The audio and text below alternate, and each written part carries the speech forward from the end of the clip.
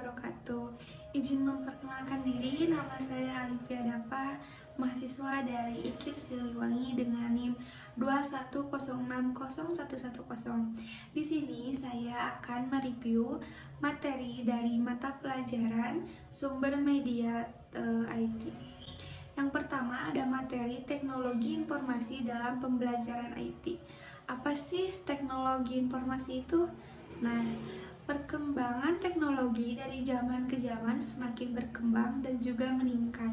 Mengingat banyak sekali hal baru yang bisa digunakan sebagai alat untuk kehidupan sehari-hari.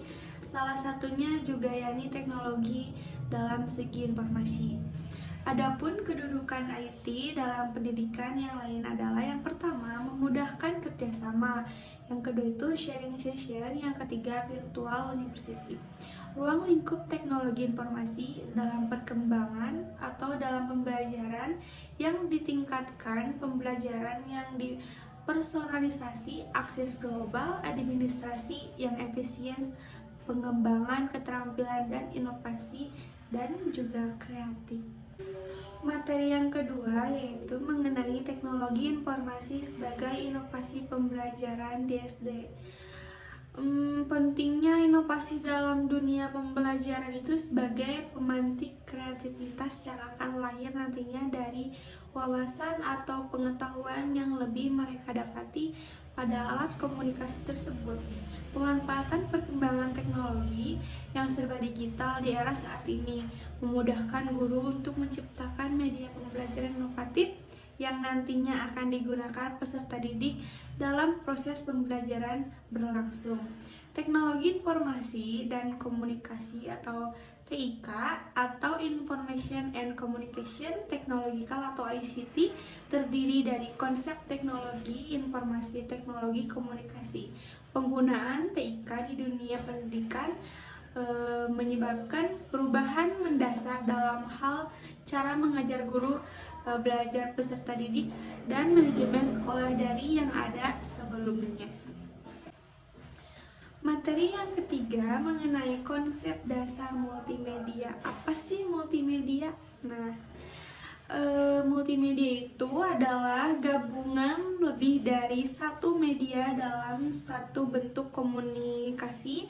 Multimedia pada masa kini menunjuk pada penggabungan dan pengintegrasian media seperti teks, animasi, grafik, suara, video ke dalam sistem komputer.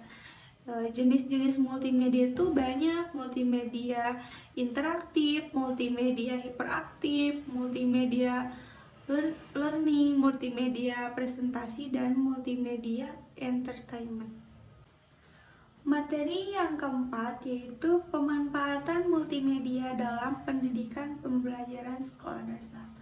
Multimedia itu adalah sebuah teknologi yang memungkinkan kita menggabungkan berbagai macam media komunikasi seperti teks, gambar, grafik, video, dan audio untuk menghasilkan sebuah konten yang informatif.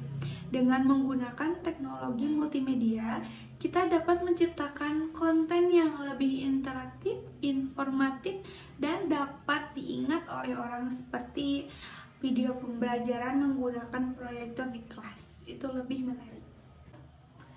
Materi selanjutnya ada implementasi multimedia dalam pembelajaran IT. Penggunaan multimedia dalam pembelajaran penggunaan adalah salah satu alternatif pilihan yang baik untuk mengajar dan pembelajaran yang berkesan. Pembelajaran berbasis multimedia mempunyai banyak keunggulan dibandingkan dengan papan tulis dan kapur.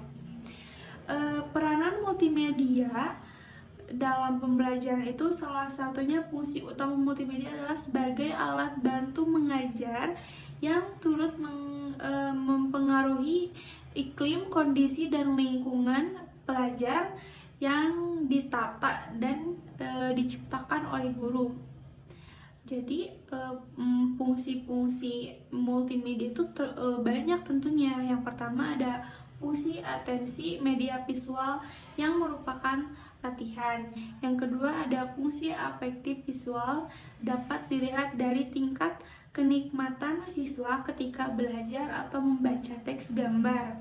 Yang ketiga, fungsi kompensatoris yang memberikan konten untuk memahami teks, membantu siswa yang lemah dalam membaca. Yang keempat ada fungsi kognitif media visual, terlihat dari lambang visual atau gambar dapat mencapai tujuan untuk memahami dan mengingat informasi atau pesan yang terkandung dalam gambar. Materi selanjutnya yaitu pengembangan media pembelajaran berbasis ICT. Media pembelajaran berbasis ICT merupakan gabungan dari media berbasis teknologi komunikasi dan media berbasis teknologi informasi dan terbentuk pada media berbasis ICT. Selain itu, media teknologi informasi terdapat dua komponen yang tidak dapat dipisahkan, yaitu software and hardware. Adapun manfaat dari media pembelajaran berbasis ICT yaitu mampu mempermudah pendidik dalam mengajar. Selain itu, peserta didik juga mudah dalam menyerap, memahami, memaknai, dan menelaah setiap materi yang disampaikan sehingga mampu direalisasikan dalam kehidupan sehari-hari.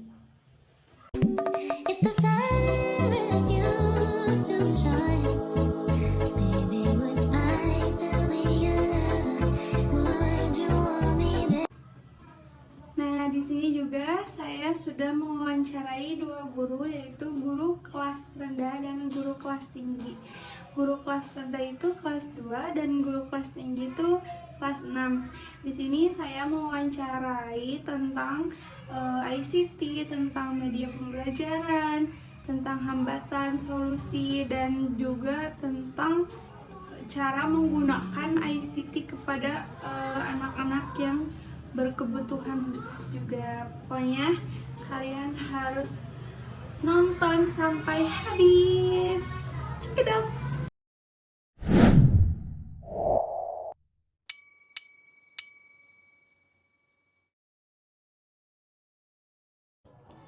Baik Ibu, izin bertanya mengenai ICT, sumber dan media berbasis ICT yang Ibu pelajari dan Ibu implementasikan kepada siswa. Yang pertama, integrasi teknologi informasi dalam pembelajaran sehari-hari di kelas itu seperti apa?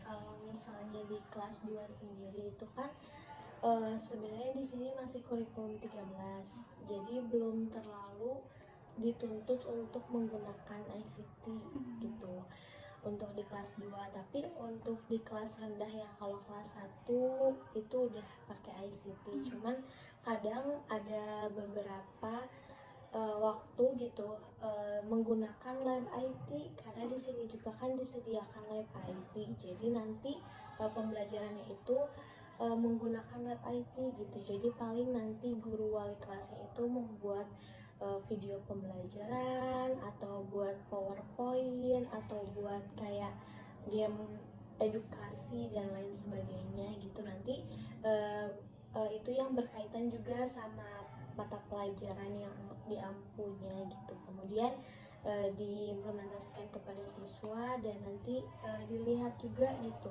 apakah berpengaruh baik kepada siswa tersebut atau gimana, seperti itu.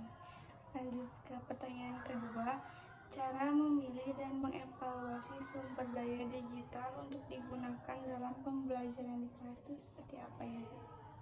Yang pertama tentunya harus disesuaikan dulu sama rencana pembelajarannya dan tujuan pembelajarannya gitu, supaya tujuan dan rencananya ini dapat berjalan sesuai dengan KD ya. Dari sini kalau di sekolah itu pasti ada kompetensi dasarnya mengenai apa, seperti itu. Jadi nanti kalau misalnya kita memilih media ajar, memilih video pembelajaran, membuat segala macam yang berkaitan dengan IT gitu harus disesuaikan dulu, intinya dengan tujuan pembelajarannya dan kompetensi dasar. Sesuai dengan KD gitu ya. Iya.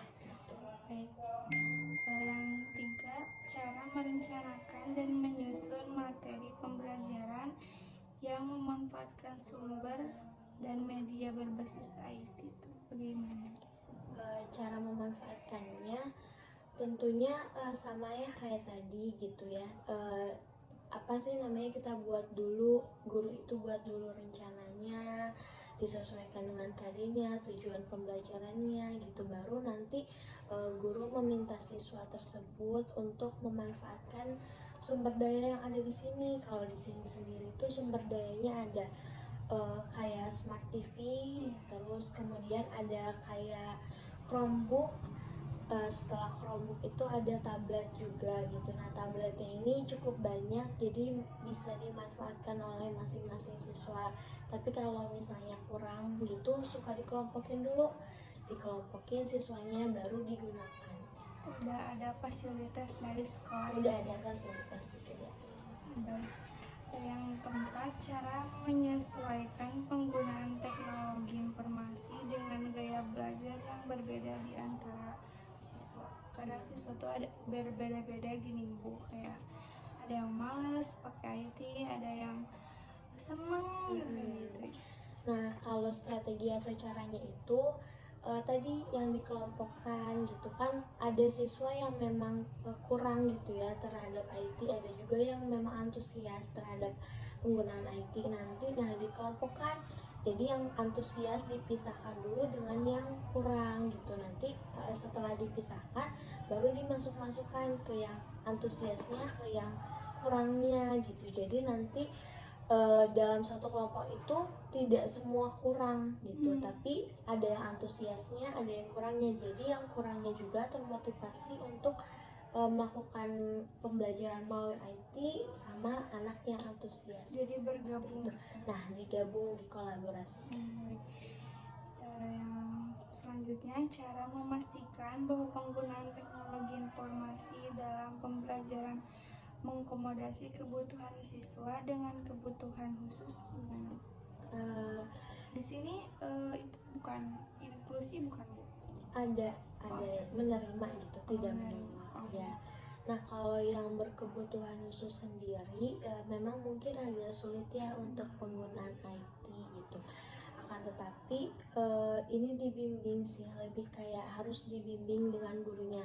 Nah, kalau misalnya siswa yang lain mungkin bisa jadi siswa yang lebih aktif, tapi kalau untuk yang siswa yang berkebutuhan khusus tetap masih harus guru yang lebih aktif gitu. Jadi guru yang lebih aktif memberitahu ini caranya gimana. Sebenarnya berkebutuhan khusus di sini bukan apa ya namanya, bisa juga slow learning atau misalnya dia kurang bisa membaca atau seperti apa, atau terlambat gitu ya belajarnya, tapi makanya harus dibimbing gitu oleh gurunya gitu.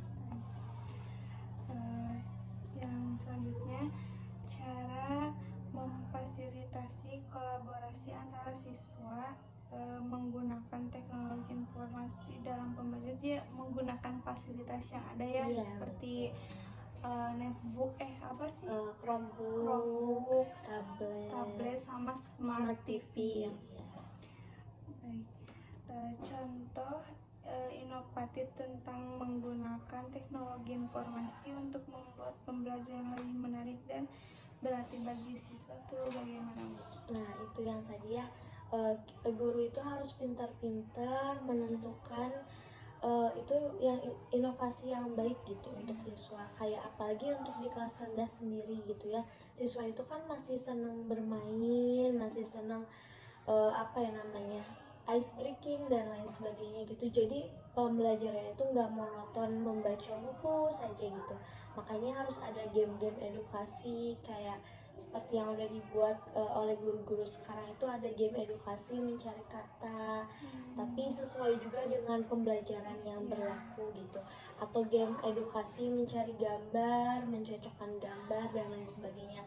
Nah, itu nanti siswa itu akan terpacu gitu dengan sendiri. Baik, yang selanjutnya hambatan, kesulitan, dan pembuatan maupun penerapan media yang dirancang itu gimana, Bu? Nah, paling kalau untuk hambatannya sendiri itu untuk gimana ya, rasa malas ya, lebih ke rasa malas guru-guru yang atau yang kurang termotivasi gitu.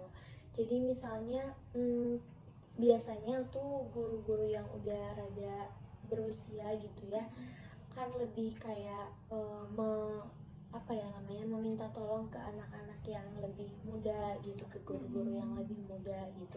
Nah, sepertinya seharusnya itu tidak boleh gitu ya. Harusnya memang semua guru itu bisa untuk melakukan semua itu gitu. Jadi intinya hambatan-hambatan tersebut ya yang guru-guru gimana ya, memotivasi gitu, memotivasi supaya guru-guru yang lain juga mau untuk melakukan pembelajaran. Baik, yang terakhir solusi dan kesulitan dan solusi dari kesulitan dan hambatan dalam pembuatan maupun penerapan media yang digunakan. Kalau di sini itu biasanya suka ada rapat. Nah, rapat atau perkumpulan guru.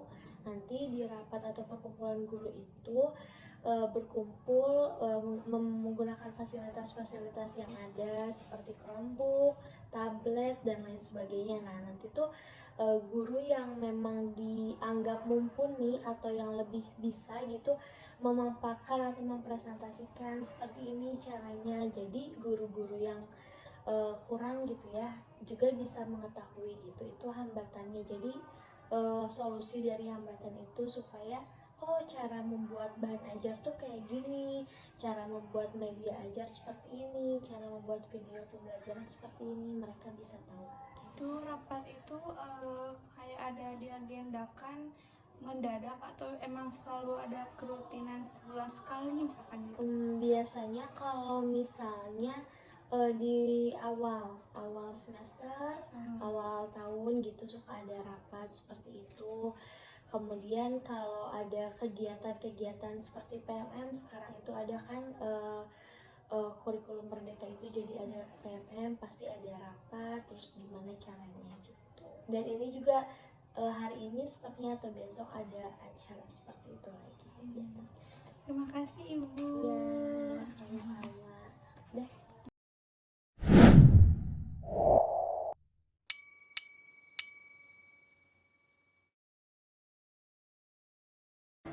Izin wawancara Ibu. Ini ada tugas dari Sumber Media Berbasis IT. Yang pertama, integrasi teknologi informasi dalam pembelajaran sehari-hari di kelas bagaimana? Kalau untuk pembelajaran di kelas kita menggunakan teknologi yang sudah kita punya. Misalnya kita punya lab IT yang tidak anak-anak dijadwal masuk ke lab IT paling tidak 1 minggu 1 kali, atau kita menggunakan proyektor di kelas.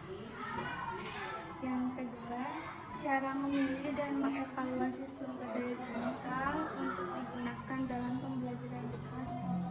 Itu disesuaikan dengan kebetulan kita mempunyai bantuan berupa Chromebook sama Chromebook yang kita manfaatkan sebagai sarana untuk pembelajaran.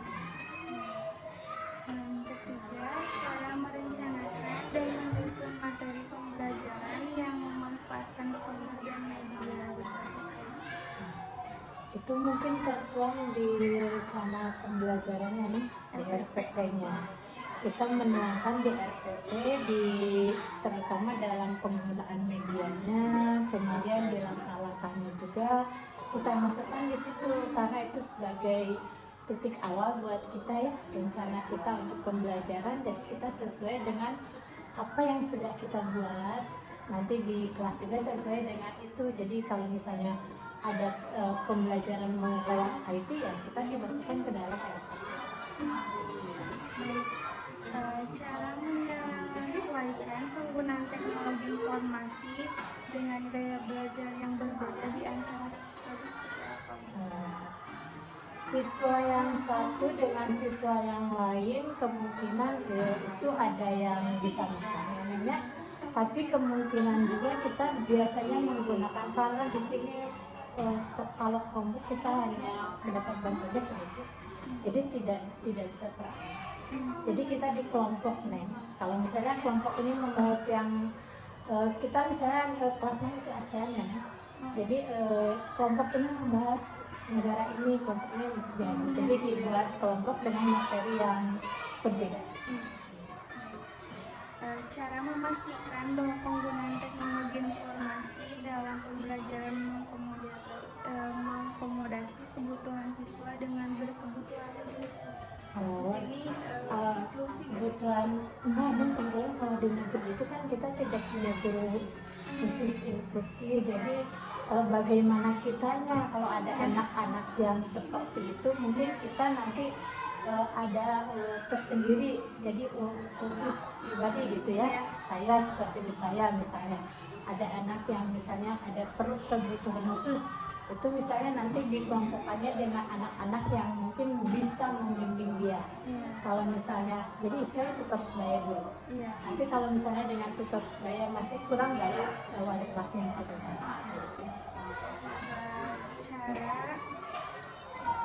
cara memfasilitasi kolaborasi antara siswa menggunakan teknologi informasi dalam pembelajaran. Mengkolaborasikannya, jadi antar kelompok nantinya itu kita sudah memberi tugas, kemudian kita nanti setiap kelompok itu biasanya mempresentasikannya nih ya, PJBL gitu ya, Bu? Ya, itu biasa setiap kelompok itu bisa, anak-anak bisa menggunakan langsung kelompok itu, nanti kita disarankan dengan menggunakan sarana informasi itu. Jadi nanti setiap kelompok mungkin ke depan yang lainnya nanti kan memberi tanggapan. Nah, jadi itu terjadi kolaborasi. Media berbasis IT yang pernah digunakan dan sering digunakan dalam pembelajaran di kelas. Di kelas Chromebook ya kita punya, kemudian saya sendiri pakai yang ada di sini proyektor itu ya, Infocus. Kemudian kalau di lab itu kita menggunakan video-video pembelajaran, kemudian juga ada netbook. Contoh inovatif tentang menggunakan teknologi informasi untuk membuat pembelajaran lebih menarik dan berarti bagi siswa bagaimana? Itu mungkin kita tuangkan kalau untuk rencana itu di dalam RPP semuanya ada nih, kita tinggal menggunakan model pembelajaran yang sesuai mungkin yang lebih ada yang kurtilas, ada yang kurma. Kurmanya 1/4, kebetulan saya kelas 6 kurtilas, jadi kita ya disesuaikan saja kita dengan di RPP-nya nih, kalau misalnya butuh misalnya ini, tapi mungkin setiap RPP itu inovatifnya ada, kolaborasinya ada, cuma kita disesuaikan dengan materi yang ada. Sesuai kade ya, Bu? Iya, sesuai dengan kadenya. Mungkin kalau di Kurma kan banyak, karena itu materi-materi yang seperti kalau di Kurtilas kan masih terbatas gitu. Jadi Bu, hambatan kesulitan dalam pembuatan maupun penerapan media yang dirancang. Karena itu hambatannya paling bagi anak-anak, anak-anak itu kadang-kadang kan kalau di kelompokan itu ada yang sungguh-sungguh, ada yang bermain. Nah itu mungkin bagi kami itu saja untuk supaya kelas kondusif, supaya semua kerja sama bareng, itu aja yang kita harapkan.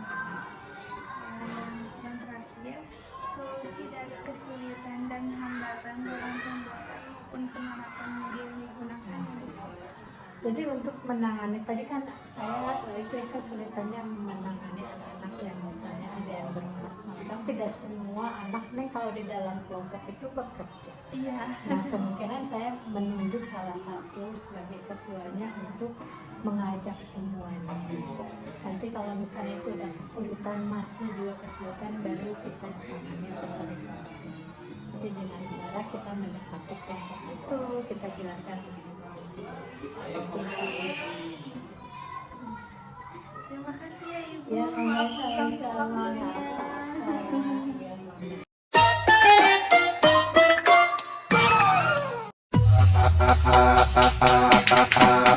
Till I die, gotta stay.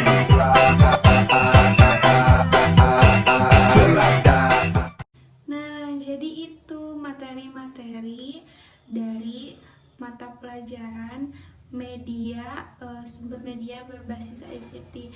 Memang tidak semua memahami teknologi ICT, namun ada beberapa guru juga yang mungkin bermalas-malasan untuk membuat gambar seperti itu. Tentunya mungkin faktor usia juga ada, atau juga guru yang bermalas-malasan karena saya sudah bisa membuat pembelajaran yang lebih menarik dibanding ICT gitu. Ada yang juga seperti itu. Di sini saya akan mereview juga wawancara dari beberapa guru yang telah saya wawancarai. Jadi di sekolah tersebut itu, di SD Sirna Gali, saya mewawancarai 2 guru kelas rendah dan kelas tinggi. Kelas rendah saya mewawancarai kelas 2, yang kelas tinggi saya mewawancarai kelas 6. Di sini mungkin sekarang sekolah udah mempunyai sarana prasarana yang lengkap, fasilitas yang lengkap. Di sekolah SD Sirna Gali itu punya lab IT yang dimana di dalamnya itu ada alat seperti proyektor, ada juga tablet, Chromebook, Smart TV, komputer, sudah mulai banyak dan mulai bisa dipakai oleh siswa. Namun hambatannya itu mungkin karena Chromebooknya dari pemerintah itu belum terlalu banyak, jadi tidak bisa perorangan dipakai. Jadinya dikelompokkan terlebih dahulu, lalu dipakai secara berkelompok.